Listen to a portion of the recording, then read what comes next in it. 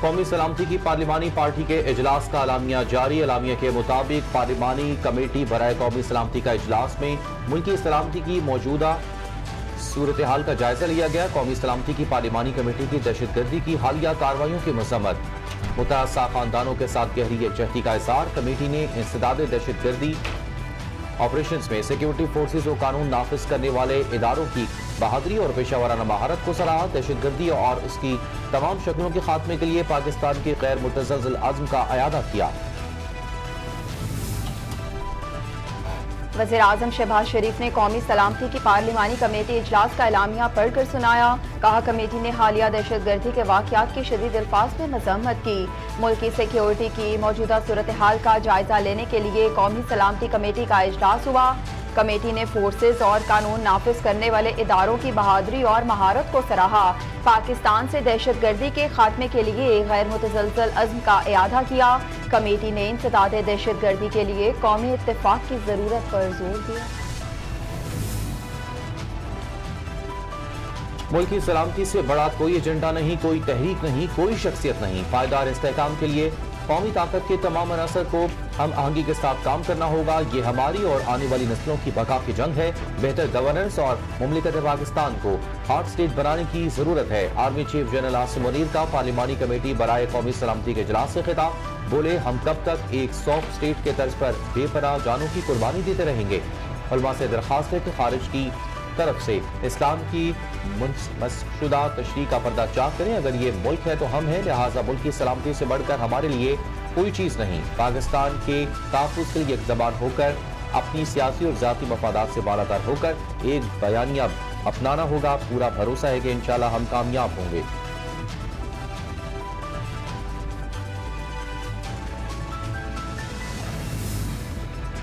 دہشت گردی ملک کے لیے ناسور بن گئی۔ ہم نے یہاں بیٹھ کر اس ناسور کا دیرپا اور پائیدار حل نکالنا ہے۔ وزیر اعظم شہباز شریف کا قومی سلامتی کی پارلیمانی کمیٹی کے اجلاس سے خطاب۔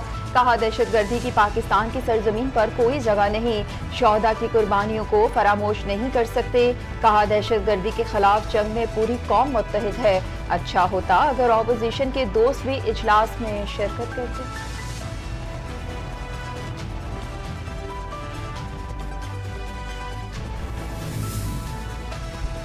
ریاست کو کسی کی جنگ کا حصہ نہیں بننا چاہیے۔ افغانستان کے خلاف جنگ میں حصہ بننے کا نقصان پاکستان کو ہوا۔ 9/11 کے بعد امریکی جنگ میں اتحادی بننے کا فیصلہ غلط تھا۔ سربراہ JUI مولانا فضل الرحمان کی قومی اسمبلی سلامتی کی پارلیمانی کمیٹی سے گفتگو کا PTI کو اجلاس میں نہ دیکھ کر مایوسی ہوئی۔ PTI مجھ سے مشورہ کرتی تو انہیں شرکت کا مشورہ دیتا۔ 1988 سے ملک سے وفاداری کا حلف اٹھاتا رہا ہوں۔ ملک ہے تو سب کچھ ہے۔ افغانستان دہشت گردوں کی اماج کا بن چکا۔ جو آگ پاکستان میں لگی ہے، ارد گرد رہنے والے مت سمجھیں کہ ان تک نہیں پہنچے گی۔ چیئرمین پاکستان پیپلز پارٹی بلاول بھٹو زرداری کا قومی سلامتی کی پارلیمانی کمیٹی کے اجلاس سے اظہار خیال۔ کہا دہشت گردوں کی مالی مدد کرنے والوں کا بھی پتہ لگانا ہوگا۔ افغانستان میں دہشت گردی کا معاملہ بھرپور انداز میں سفارتی سطح پر اٹھانا ہوگا۔ دنیا کو بھی افغان حکومت کے کردار سے آگاہ کرنا ہوگا۔ اپنی خارجہ پالیسی کو مزید مؤثر بنانا ہوگا۔ بیرونی دنیا میں یہ سب معاملات دیکھے، دنیا خود کو اس خطے سے الگ تھلگ نہ سمجھے۔ ہماری پولیٹیکل کمیٹی نے کل فیصلہ کیا، ایک طویل ہماری نشست ہوئی کہ جب تک ہماری خان سے ملاقات نہیں ہوتی یہ عمل آگے نہیں بڑھ سکتا، ہم اس میں شامل نہیں ہو سکتے۔ اس لیے آج جو سیکیورٹی کمیٹی کی میٹنگ بلائی گئی ہے اس میں ہم شامل نہیں ہوں گے، تاہم علی امین گنڈا پور صاحب بطور وزیر اعلیٰ خیبر پختونخوا اس حیثیت میں وہ اس میں شامل ہوں گے اور اپنا موقف سامنے رکھیں گے۔ ہمارا موقف یہ ہے کہ کوئی ملٹری آپریشن بذات خود کسی مسئلے کا حل نہیں ہے۔ تحریک انصاف کا پارلیمان کی قومی سلامتی کمیٹی کے اجلاس کا بائیکاٹ۔ تحریک انصاف کے سیکرٹری جنرل سلمان اکرم راجہ نے کہا کہ ہم نے اس اجلاس میں شریک ہونے سے انکار کر دیا۔ یہ فیصلہ ہم نے گزشتہ روز سیاسی کمیٹی کے اجلاس میں کیا۔ تحریک انصاف کا کوئی نمائندہ اجلاس میں نہیں جائے گا۔ ہم اس وقت کسی بھی آپریشن کے حق میں نہیں ہیں۔ ہمارا مطالبہ ہے کہ بانی PTI کو پے رول پر رہا کیا جائے۔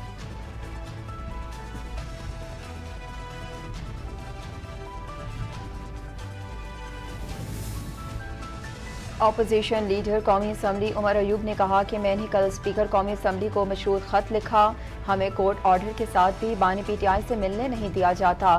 تحریک تحفظ آئین پاکستان کے سربراہ محمود خان اچکزئی بولے، غیر آئینی وزیر اعظم کی دعوت پر قومی سلامتی کے اجلاس میں کیسے جائیں؟ پاکستان انتہائی خطرناک دور سے گزر رہا ہے۔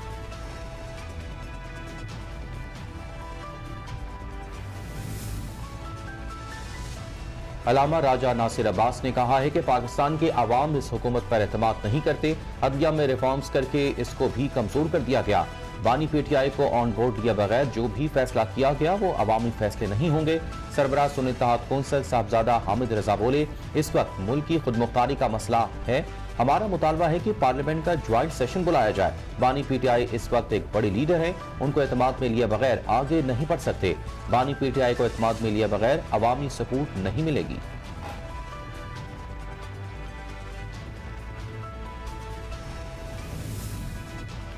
وزیر دفاع خواجہ آصف کی قومی سلامتی کمیٹی اجلاس میں عدم شرکت پر پی ٹی آئی پر شدید تنقید۔ سوشل میڈیا پر اپنی پوسٹ میں خواجہ آصف نے لکھا کہ پی ٹی آئی نے آج اس بات کو ثابت کر دیا کہ وطن کی سلامتی اور امن پی ٹی آئی کے لیے اہمیت نہیں رکھتے۔ خان ان کی اول اور آخر ترجیح ہے۔ کہا وطن عزیز دہشت گردی کی آگ میں جل رہا ہے اور پی ٹی آئی اپنے مفادات کی سیاست کر رہی ہے، اس سے بڑھ کر وطن دشمنی کیا ہو سکتی ہے؟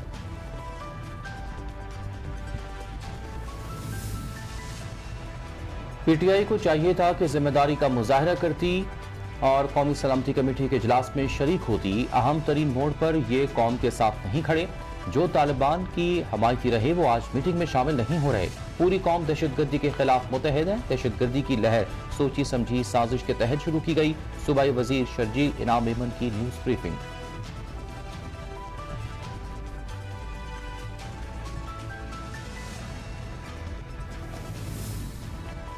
گورنر سندھ کامران خان ٹیسوری نے کہا کہ پاکستان میں دہشت گردی کی جا رہی ہے۔ پاکستان کو غیر مستحکم کرنے کا منصوبہ کئی بار بنایا گیا، اس میں دشمن کو ناکامی ہوگی۔ سوشل میڈیا کے ذریعے پاکستان کو کمزور کرنے کی سازش کی جا رہی ہے۔ کہا کہ پاکستان معاشی طور پر اپنی اڑان اڑ رہا ہے۔ پاکستان جلد اپنے پیروں پر کھڑا ہو جائے گا۔ پاکستان عنقریب معاشی لحاظ سے بہت اوپر جائے گا۔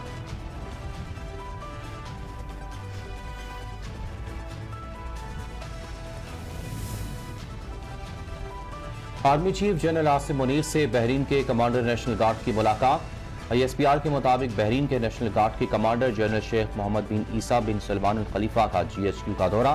Army chief general Asim Munir سے ملاقات کی۔ ملاقات میں باہمی دلچسپی کے امور اور علاقائی سیکیورٹی کی صورتحال پر گفتگو۔ دو طرفہ عسکری تعاون کو مزید فروغ دینے کے مواقع پر بھی بات چیت۔ بحرین کے کمانڈر نے مسلح افواج کی پیشہ ورانہ صلاحیتوں کی تعریف کی۔ دہشت گردی کے خلاف مسلح افواج کی کوششوں کو بھی سراہا۔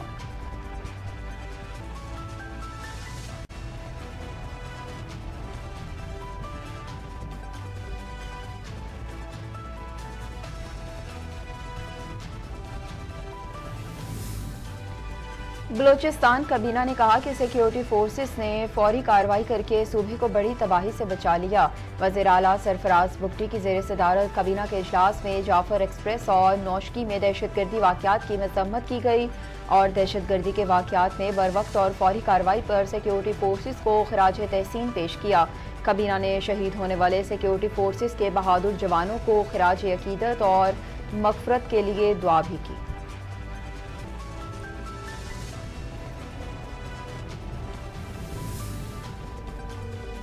پاکستان نے افغانستان سے ہونے والی دہشت گردی کو ترجیحی مسئلہ قرار دینے کا مطالبہ کر دیا۔ مستقبل مندوب منیر اکرم نے کہا کہ جعفر ایکسپریس حملے کے دوران دہشت گردوں کا اپنے ہینڈلر سے افغانستان میں مسلسل رابطہ تھا۔ کہا طالبان حکومت نے داعش کے خاتمے کے لیے مؤثر کردار ادا نہیں کیا۔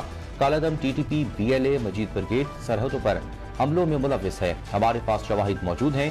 حملہ دشمن نے افغان پراکسیز کے ذریعے کرایا۔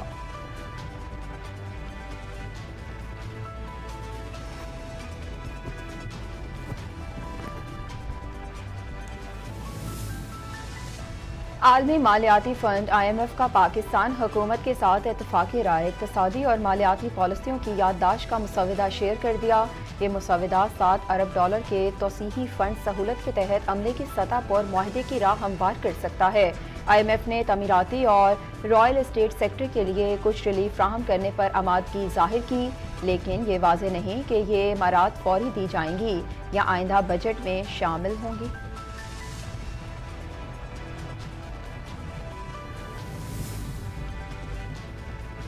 ملک میں قوانین تو ہیں مگر ان پر عمل درآمد نہیں ہو رہا۔ سپریم کورٹ کے جج جسٹس جمال مندوخیل کے بچوں کے اغوا سے متعلق کیس کی سماعت کے دوران ریمارکس۔ جسٹس امین الدین خان کی سربراہی میں 5 رکنی آئینی بینچ نے ملک بھر میں بچوں کے اغوا کے خلاف اسقط نوٹس کیس کی سماعت کی۔ بعد ازاں عدالت نے قومی مشن برائے تحفظ اطفال کے نمائندے کو طلب کرتے ہوئے کیس کی سماعت غیر معینہ مدت تک ملتوی کر دی۔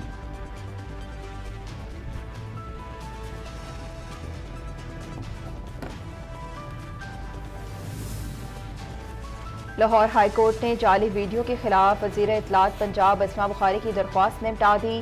Chief justice Lahore high court justice Aalia Neelam کی سربراہی میں 3 رکنی بینچ نے جعلی ویڈیو کے خلاف درخواست پر سماعت کی۔ دوران سماعت وفاقی حکومت کے وکیل اسد باجوہ نے FIA کی جانب سے رپورٹ عدالت میں پیش کی۔ عدالت نے FIA کی رپورٹ پر اظہار اطمینان کرتے ہوئے درخواست نمٹا دی۔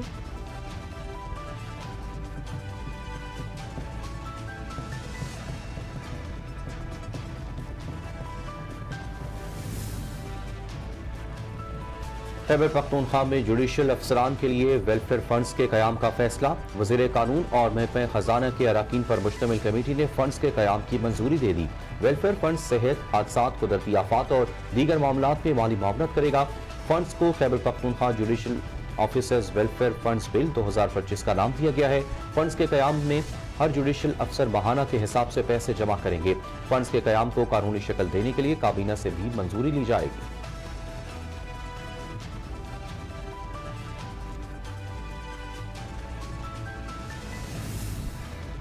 یوم پاکستان کی مناسبت سے 23 مارچ کو تقریب ایوان صدر میں منعقدہ کی جائے گی۔ صدر آصف علی زرداری یوم پاکستان کی تقریب کے مہمان خصوصی ہوں گے۔ تقریب میں وزیر اعظم اور تمام سروسز چیف شرکت کریں گے۔ تقریب کے دوران صدر مملکت قومی پرچم لہرائیں گے۔ اس موقع پر پاک آرمی کے دستے کی جانب سے صدر آصف علی زرداری کو سلامی پیش کی جائے گی۔ پاک فضائیہ کا دستہ بھی ایوان صدر کے اوپر فلائی پاسٹ کرے گا۔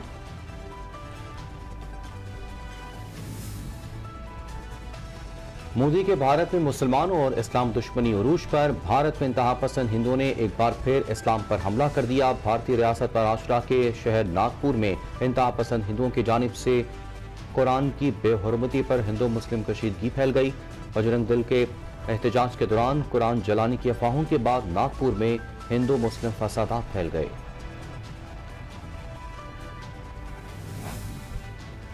لاہور میں پرائیویٹ حجاج آرگنائزیشن اور محکمہ مذہبی امور کے اختلافات۔ 75,000 پرائیویٹ حجاج کو منع میں جگہ الاٹ نہ ہونے پر حجاج کا سفر منسوخ ہونے کا خدشہ۔ حجاج کرام میں بے چینی پیدا ہو گئی۔ حج پر جانے والے افراد سراپا احتجاج، جلد مسائل حل کرنے کی اپیل کر دی۔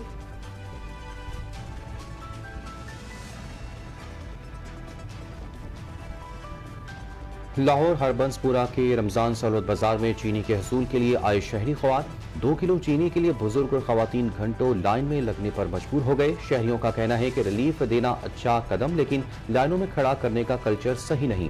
شہریوں نے حکومت سے مطالبہ کیا کہ اوپن مارکیٹ میں چینی سمیت دیگر اشیاء کورونوش کی قیمتیں کنٹرول کی جائیں۔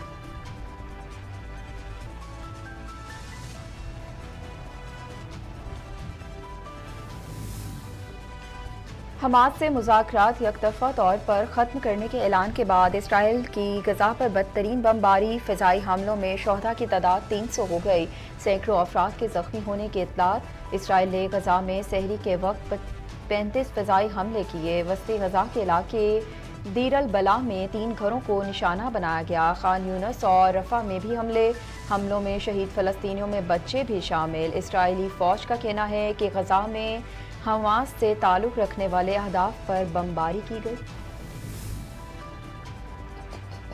فلسطین کی مزاحمتی تنظیم حماس کے ترجمان ڈاکٹر خالد قدومی نے کہا ہے کہ دشمن اگر امن کی بجائے جنگ چاہتا ہے تو ہم ایک بار پھر جنگ کے لیے تیار ہیں۔ اسرائیل دوبارہ جنگ شروع کرتے ہوئے ہمیشہ 7 अक्टूबर को याद रखेगा। हमारे मुजाहिदीन ने इसराइल के 40 किलोमीटर अंदर जाकर हमले किए। हम ये जंग सिफारती महाज, मीडिया के महाज पर जीते। हमने दुनिया भर में इसराइली बयानियों को शिकस्त दी। इसराइल ने तस्लीम किया कि जंग में इसके 6000 फौजी मारे गए।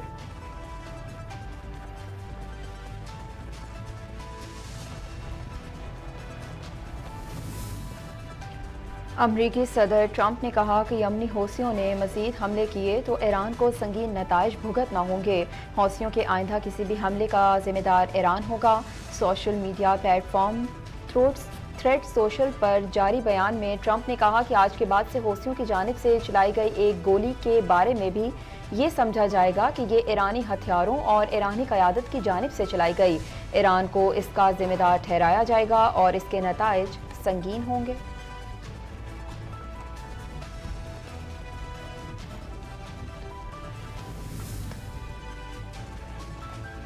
अमरीकी महकमा दिफा पेंटागन ने ऐलान किया है कि यमन में मकासद के हसूल तक महलिक हथियारों का इस्तेमाल जारी रहेगा। पेंटागन की जानिब से जारी बयान में कहा गया है कि यमन पर इब्तदाई फ़ज़ाई हमलों में 30 से ज़ायद अहदाफ को निशाना बनाया गया।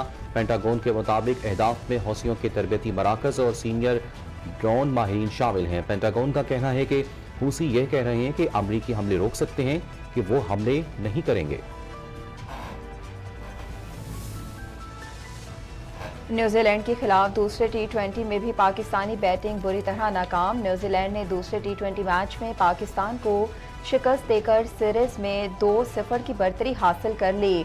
डेनेट में खेले गए मैच में पहले खेलते हुए पाकिस्तान ने बारिश से मुतासरा 15 ओवर्स के खेल में 9 विकेटों के नुकसान पर 135 रन बनाए और न्यूजीलैंड को 136 रन का हदफ दिया था। किवीज ने 13.1 ओवर्स में 5 विकेटों के नुकसान पर हासिल कर लिया।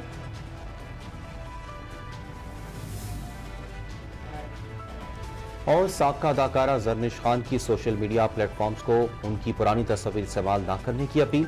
जरनिश खान ने इंस्टा स्टोरी पर लिखा कि मेरी सारी सोशल मीडिया प्लेटफॉर्म्स से दरख्वास्त है कि बराह मेहरबानी मेरी पुरानी तस्वीर इस्तेमाल न करें। मैं अब पर्दा करती हूँ, इसलिए सिर्फ ये दरख्वास्त ही कर सकती हूँ कि मेरी पुरानी तस्वीर ना इस्तेमाल करें।